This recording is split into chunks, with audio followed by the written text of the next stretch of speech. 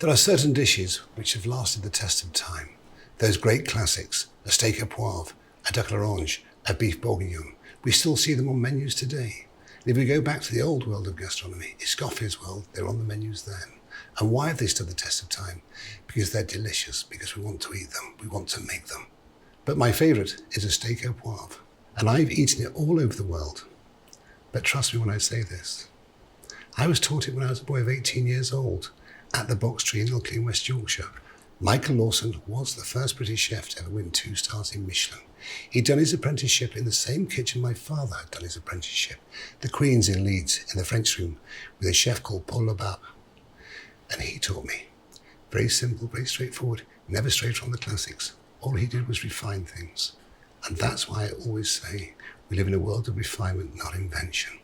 So to begin with, we make the sauce. Take our onion. Remove the core. It serves no purpose. And just coarsely chop your onions. No need for them to be fine. Slice little garlic. Okay, a little clarified butter. You may ask, what's clarified butter? It's normal butter, melted and cooked to separate the fat from the butter. That's all it is. In with your onions. Wilt your onions down. A little cracked pepper. As I always say, the amount of cracked pepper depends on how spicy you like your peppered steak. It's your choice. That's the beauty of cooking. A recipe is only a guideline. It shouldn't dictate you. The only thing that should dictate is your palate. Just cook them softly and gently. Remove all that water content. By doing that, you remove the acidity. Just spread them along the bottom. And take time, invest time. If you don't invest the time, you will never get the desired result. As I've always said, perfection is lots of little things done well. If you can't fry an onion, how can you make a sauce? Think about it. If you don't question what's happening, where's your understanding? Just slowly wilt them, tiny bit of colour. There we are. Time to add the brandy.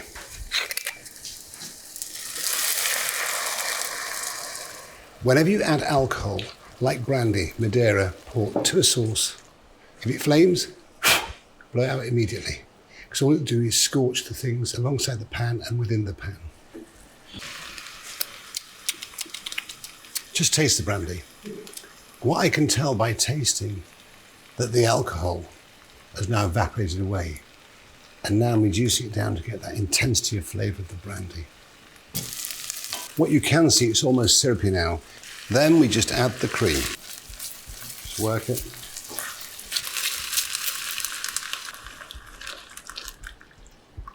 Just work it through. Bring to the boil. And then cook it to a coating consistency of a spoon. So when you make a cream sauce, you have to question why you're making a reduction. Why? Make a concentrate, because once you add the cream, you're diluting that concentrate. And then you cook it so it infuses into the cream, and then leave to infuse, and then pass. And it's all about maximizing flavor. Just bring it down from the edges again. When most people make an au poivre sauce, they cook the onions, the cracked pepper, they add the brandy, reduce it down, add the brown stock, and then add the cream. We flip it around. Onions, cracked pepper, then brandy, then cream, and then we bring in the brown stock to create a cafe au lait colour. That's what we do. So we have more control of what we're doing. So now we're cooking the cream and we're reducing it slowly. So we want a coating consistency of the spoon. It just needs a little bit more. You can see it's just starting to coat. No rush. Let's not forget, a sauce must have texture, but at the same time be light. There's nothing worse than something that's wishy-washy or something that's too heavy. So you have to question what you're doing. You have to think of the meat. So with beef, for example, you have a heavier sauce than you would with lamb or with chicken, because it's a denser meat, it's a heavier meat. As you can see, it's slowly reducing and thickening. So now it's time for the brown stock.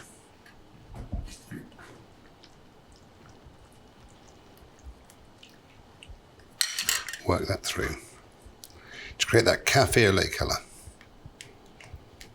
And then we add a little mustard, a little seasoning, a tad more black pepper, just for the infusion.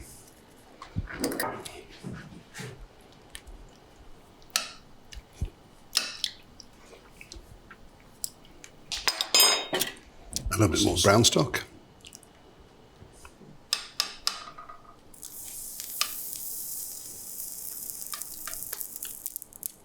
Now you've achieved the coating consistency you require.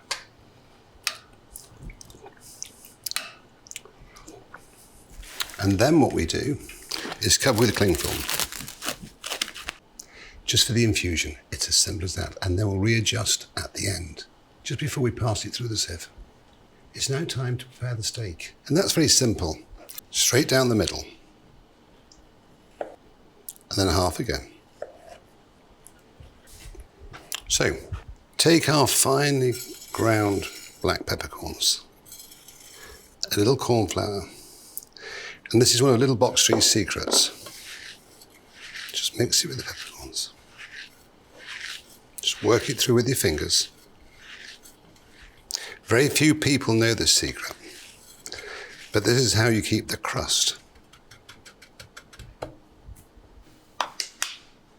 Season the top side of the steak with salt.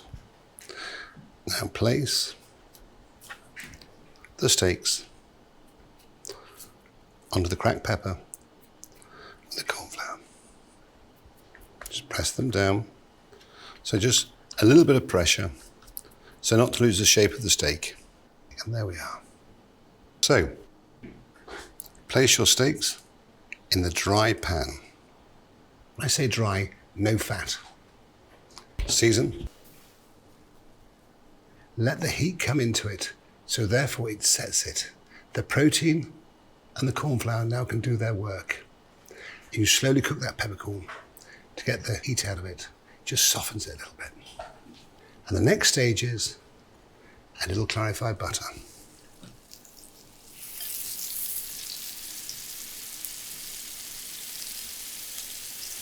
Slowly tilt the pan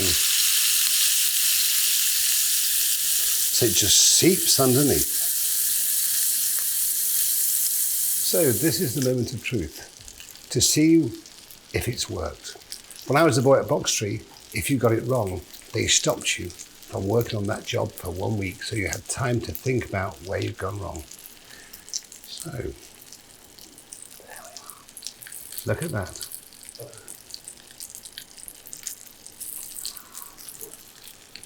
And work your pan, because when you think a stove is like a piano, this is cooler than that. So you may have noticed that sometimes I just move the pan, that's so it cooks evenly. So, very gently.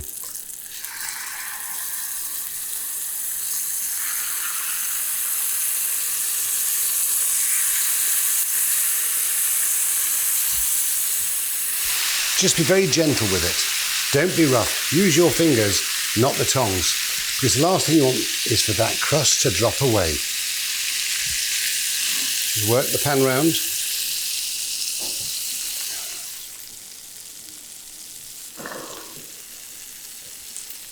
The steak is cooked medium rare. It's rested. It's releasing its juices. And now is the time to finish. So there's our sauce, which is infused. We'll check once more for seasoning. A little bit more salt. And now is the moment where we pass it on. And be generous with sauce. There's nothing worse than getting a large piece of meat with a little bit of sauce. And just flood with the sauce onto the centre of the stove and bring the heat back in. So all those juices, which are priceless, And now in the sauce, not left on the plate or in the tray where they've rested. There we are. Just work those sauces through.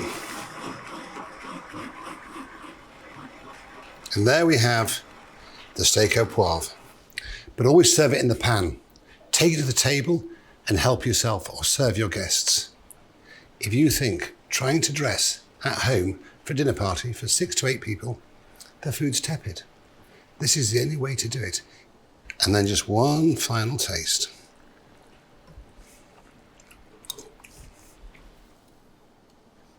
Look at that coating, so it's got texture, it's light, but it's got real flavour. And now serve. Steak au poivre, how the boxer used to make it all those years ago. And in my opinion, the only thing to serve with the steak au poivre is fantastic chips. Cooked fresh, to order. And then a green salad. But don't dress it, don't season it until you've eaten the steak and the chips. Just indulge in those 2 flavours. And that's the perfect dinner.